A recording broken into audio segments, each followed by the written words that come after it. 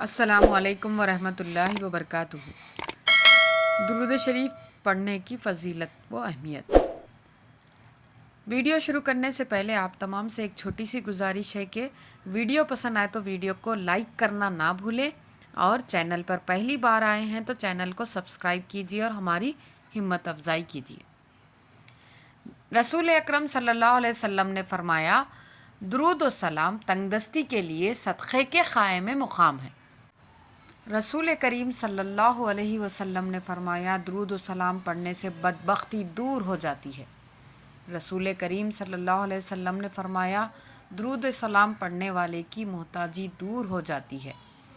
رسول کریم صلی اللہ علیہ وسلم نے فرمایا، درود و سلام پڑھنے سے بھولی ہوئی چیز یاد آ جاتی ہے۔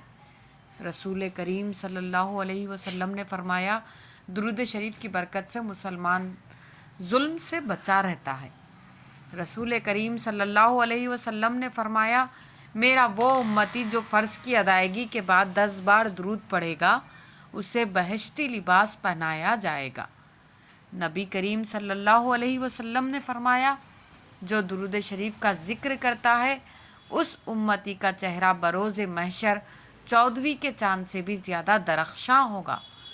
نبی کریم صلی اللہ علیہ وسلم نے فرمایا، مجھ پر درود پڑھنے والے کے درجات بلند کیے جاتے ہیں۔